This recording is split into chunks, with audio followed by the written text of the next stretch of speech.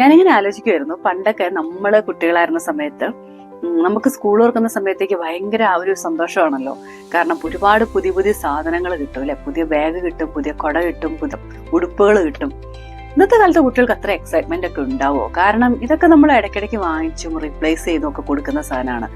പക്ഷേ അവർക്ക് എക്സൈറ്റ്മെന്റ് ഉണ്ടാവാൻ ചാൻസ് ഉള്ള ഒരു കാര്യം ഇപ്പോഴും നിലനിൽക്കുന്നുണ്ട്. അല്ലെങ്കിൽ പണ്ട് നമുക്ക് കിട്ടാത്തത് ഇന്ന് എല്ലാ കുട്ടികൾക്കും വേണ്ടതുമായിട്ടുള്ള ഒരു കാര്യം, മൊബൈൽ ഫോൺ.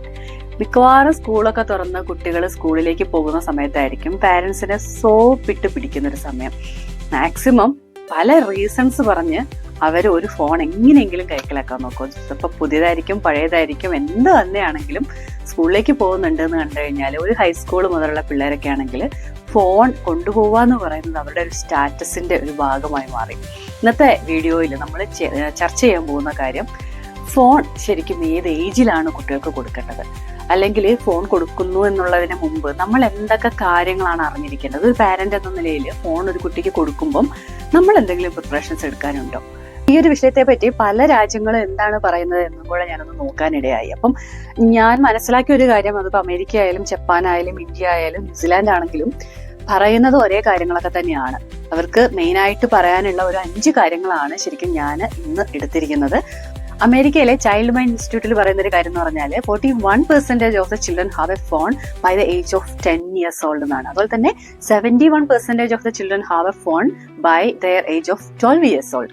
അപ്പൊ നമുക്ക് ആലോചിക്കാവുന്നതേ ഉള്ളൂ, 91% ഓഫ് ദ ചിൽഡ്രനും ബൈ ദ ഏജ് ഓഫ് 14 അവർക്ക് ഒരു ഫോൺ സ്വന്തമായിട്ടുണ്ട്. അങ്ങനെ നോക്കിക്കഴിഞ്ഞാൽ അവർ എത്രയും ടീനേജർ ആവുന്നതിന് മുമ്പേ തന്നെ ഫോൺ സ്വന്തമായിട്ടുണ്ടാവുന്ന ഒരു കാലഘട്ടം വന്നു തുടങ്ങി. അപ്പൊ നമ്മൾ ഇതിനു വേണ്ടിയിട്ട് എന്ത് പ്രിപ്പറേഷനാണ് കുട്ടികൾക്ക് കൊടുക്കുന്നത്? ഇനി ഞാൻ പറയാൻ പോകുന്ന കാര്യങ്ങളാണ് ശ്രദ്ധിച്ച് കേൾക്കേണ്ടത്. കാരണം ഈ കാര്യങ്ങൾ വെച്ചിട്ടാണ് ഒരു കുട്ടിക്ക് ഫോൺ വാങ്ങാൻ അല്ലെങ്കിൽ ഫോൺ യൂസ് ചെയ്യാൻ വേണ്ടിയിട്ട് അവർ റെഡി ആയിട്ടുണ്ടോ എന്ന് നമ്മൾ മനസ്സിലാക്കുന്നത്. ആദ്യത്തെ കാര്യം എന്ന് പറയുന്നത് സെൽഫ് റെഗുലേഷൻ ആണ്.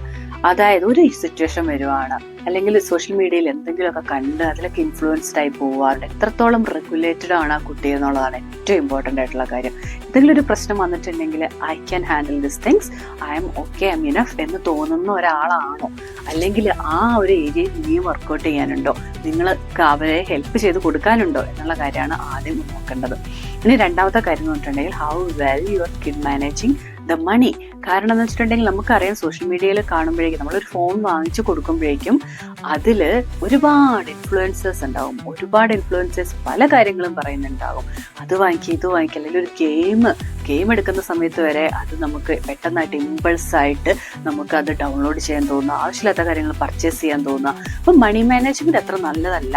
കുട്ടിക്ക് അറിയില്ല, ഇതുവരെ അറിഞ്ഞിട്ടില്ല, മണിയൊന്നും സ്വന്തമായിട്ട് നമ്മൾ ഇതുവരെ യൂസ് ചെയ്തിട്ടില്ല എന്നൊക്കെ ഉണ്ടെങ്കിൽ അവിടെ ഒരു പ്രശ്നം വരും. നിങ്ങളുടെയൊക്കെ കയ്യിൽ കാശ് കുറച്ച് അവിടെ നിന്നൊക്കെ കാണാതാവാനുള്ള ചാൻസസ് കൂടുതലായിരിക്കും. കാരണം നമ്മൾ കുട്ടികൾക്ക് ഒരുപാട് കാശ് കൊടുക്കില്ല. അപ്പോൾ അവർക്ക് എന്ത് ചെയ്യും, പുതിയ ബിഹേവിയേഴ്സ് ഒക്കെ അവിടെ ഉണ്ടാക്കേണ്ടി വരും കാശ് എടുക്കാൻ വേണ്ടിയിട്ട്. അപ്പം ഈ രണ്ടാമത്തെ കാര്യം വെരി ഇമ്പോർട്ടൻ്റ് ആണ്. ഇത് നമ്മൾ കണ്ടില്ല എന്ന് ഒരിക്കലും നടിക്കരുത്.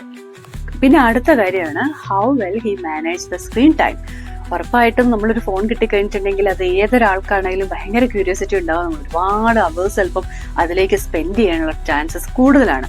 പക്ഷേ ഈ കുട്ടി ഓൾറെഡി എങ്ങനെയാണ് അവന്റെ ബൗണ്ടറീസ് സെറ്റ് ചെയ്തിരിക്കുന്നത്, അല്ലെങ്കിൽ എത്രത്തോളം അവേഴ്സ് ഓൾറെഡി കാണുന്നുണ്ട്, അല്ലെങ്കിൽ ഒരു ഫോണിലോ അല്ലെങ്കിൽ ടാബിലോ കമ്പ്യൂട്ടറിലോ ഒക്കെ ഇങ്ങനെ ഇരിക്കുന്ന സമയത്ത് അതിങ്ങനെ ഗ്ലൂ ആയിട്ട് ഇരിക്കുവാണോ ഓൾറെഡി, ആ പ്രത്യേകിച്ച് ഒരു ബൗണ്ടറി ഒന്നും സെറ്റപ്പ് ചെയ്ത് കൊടുത്തിട്ടില്ലാത്ത ഒരു ഫാമിലി ആണോ, അല്ലെങ്കിൽ അവൻ തന്നെ അവന്റെ ലിമിറ്റേഷൻ ഇങ്ങനെ മാക്സിമം പുഷ് ചെയ്തിട്ട് എടുക്കുന്ന, അതായത് പറ്റാവുന്നത്ര ടൈം എടുക്കുന്ന ഒരാളാണോ? അങ്ങനെയാണെങ്കിൽ അതൊരു റൈറ്റ് ടൈം ആയിരിക്കില്ല ഒരു ഫോൺ വാങ്ങിച്ചു കൊടുക്കാൻ. ആദ്യം നിങ്ങൾ ചെയ്യേണ്ടത് അവന്റെ ബൗണ്ടറീസിനെയും അവന്റെ സ്ക്രീൻ ലിമിറ്റ്സിനെയും ഒക്കെ അവന് തന്നെ അവയർനെസ് ഉണ്ടാക്കി കൊടുക്കുക.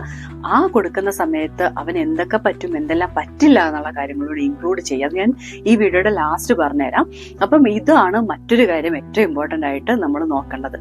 പല പാരന്റ്സ് ഭയങ്കര അഭിമാനത്തോടു കൂടി കാണുന്ന ഒരു കാര്യമാണ് ടെക്നോളജിയിൽ അവരവരുടെ കുട്ടികൾക്ക് ഉണ്ടാവുന്ന അറിവ് എന്ന് പറയുന്നത്. എല്ലാം കൈകാര്യം ചെയ്യാൻ അറിയാം, എന്തെങ്കിലുമൊക്കെ സംശയം ഉണ്ടെങ്കിൽ ഞാൻ അവരോടാണ് ചോദിക്കാറുള്ളത് എന്നൊക്കെ പറഞ്ഞ് നമ്മൾ എപ്പോഴും പറയുന്ന ഒരു കാര്യമാണ്. പക്ഷേ ഈ ടെക്നോളജിയിലെ അറിവ് എന്ന് പറയുമ്പോൾ അതെങ്ങനെയാണ് നമ്മൾ മനസ്സിലാക്കേണ്ടത്? ഒരു ഫോൺ വാങ്ങിച്ചു കൊടുക്കുന്നതിന് മുമ്പ്, അതായത് ഒരു സോഷ്യൽ ക്യൂസ് ഉണ്ട്. അതായത് എന്തെങ്കിലും ഒന്ന് വരുന്നു, ഒരു പ്രോബ്ലം വരുന്ന സമയത്ത് അത് അപ്രോപ്രിയേറ്റ് ആണോ ഇൻഅപ്രോപ്രിയേറ്റ് ആണോ എന്ന് മനസ്സിലാക്കാനുള്ള കഴിവുണ്ടോ, അല്ലെങ്കിൽ എന്ത് പോസ്റ്റ് ചെയ്യണം എന്ത് പോസ്റ്റ് ചെയ്യണ്ട എന്ന് മനസ്സിലാക്കാനുള്ള കഴിവുണ്ടോ, ഇതൊരു സ്കാം ആണോ എന്ന് മനസ്സിലാക്കാനുള്ള കഴിവുണ്ടോ എന്നുള്ളതെല്ലാം നമ്മൾ ഒന്ന് അറിഞ്ഞിരിക്കുന്നത് നല്ലതാണ്. കാരണം ഇതെല്ലാം ടെക്നോളജിനെ പറ്റി എല്ലാം അറിയാമെന്ന് പറഞ്ഞിട്ട് നേരെ സ്കാമിലേക്ക് വീണ് നേരെ ഒരുപാട് പ്രോബ്ലംസിലേക്ക് പോകുന്നതിനേക്കാൾ എത്രയോ നല്ലതാണ് കുട്ടികൾക്ക് ശരിയായിട്ടുള്ള അവയർനെസ് ടെക്നോളജിനെ പറ്റി ഉണ്ട് എന്ന് ഉറപ്പാക്കിയതിനു ശേഷം നമ്മൾ ഫോൺ വാങ്ങിച്ചു കൊടുക്കുന്നത്. അപ്പൊ ഇത്രയും കാര്യങ്ങളാണ് ശരിക്കും പറഞ്ഞിട്ടുണ്ടെങ്കിൽ പാരന്റ്സ് ശ്രദ്ധിക്കേണ്ടത് ഒരു കുട്ടിക്ക് ഫോൺ വാങ്ങിച്ചു കൊടുക്കുന്നതിന് മുമ്പ്. മാക്സിമം പഴയ ഫോൺ തന്നെ കൊടുക്കാൻ നോക്കുക. നിങ്ങൾ യൂസ് ചെയ്ത ഫോണോ അല്ലെങ്കിൽ അതിനേക്കാളും പഴയ ഫോൺ എന്തെങ്കിലും ഉണ്ടെങ്കിൽ അത് കൊടുത്ത് അവർക്കൊരു സ്റ്റാർട്ട് എന്ന് പറയുന്ന ഒരു സ്മാർട്ട് ഫോൺ പുതിയത് തന്നെ വാങ്ങിച്ചു കൊടുത്ത് ഒരിക്കലും പഠിപ്പിക്കല്ലേ. അത് ഭയങ്കരമായിട്ട് വിനയിലേക്ക് പോകും. അതുപോലെ തന്നെ ഏത് ഏജ് ആയിരിക്കും ശരിക്കും ഫോൺ കൊടുക്കാൻ വേണ്ടി ഏറ്റവും നല്ലതായിട്ട്? ശരിക്കും പറഞ്ഞിട്ടുണ്ടെങ്കിൽ ഇന്നൊരു ഏജ് ഇല്ല എന്നാണ് പല സ്റ്റഡീസിലും പറയുന്നത്. എന്നാൽ പോലും പ്രിഫർ ചെയ്യുന്നത് ഒരു 14 to 16 ഇയേഴ്സ് ഓൾഡ് ആണ്. 13 ഇയേഴ്സിലും 12 ഇയേഴ്സിലും 10 വയസ്സിലും ഒരിക്കലും ഒരു കൊച്ചിന് ഫോണിന്റെ ആവശ്യമില്ല എന്ന് അടിയുറച്ച് വിശ്വസിക്കുന്ന ആളാണ് ഞാൻ. ഒരു 14 വയസ്സിന് ശേഷം, അതിന് 16 വയസ്സൊക്കെ ആകുമ്പോഴേക്കും ഏകദേശം നമ്മൾ ഈ പറഞ്ഞ കാര്യങ്ങളെ പറ്റിയൊക്കെ ഐഡിയ ഉണ്ടാക്കി എടുക്കട്ടെ. എന്നിട്ട് നിങ്ങളൊരു ഫോൺ അവർക്ക് കൊടുത്തോ, അതും സ്മാർട്ട് ഫോൺ അല്ലാത്ത ഒരു ഫോൺ. അപ്പൊ ഇന്നത്തെ വീഡിയോ ഇത്രേ ഉള്ളൂ. നിങ്ങൾക്ക് ഇഷ്ടപ്പെട്ടു എന്നുണ്ടെങ്കിൽ മറ്റുള്ള ആളുകളിലേക്ക് ഷെയർ ചെയ്യുമെന്ന് എനിക്കറിയാം. അതുപോലെ തന്നെ നിങ്ങൾക്ക് എന്താണ് ഇതിനെപ്പറ്റി തോന്നുന്നത് എന്നും കൂടെ ഒന്ന് കമന്റ് ചെയ്യുക. മറ്റൊരു വീഡിയോ ആയിട്ട് നമുക്ക് ഉടനെ തന്നെ കാണാം. Thank you.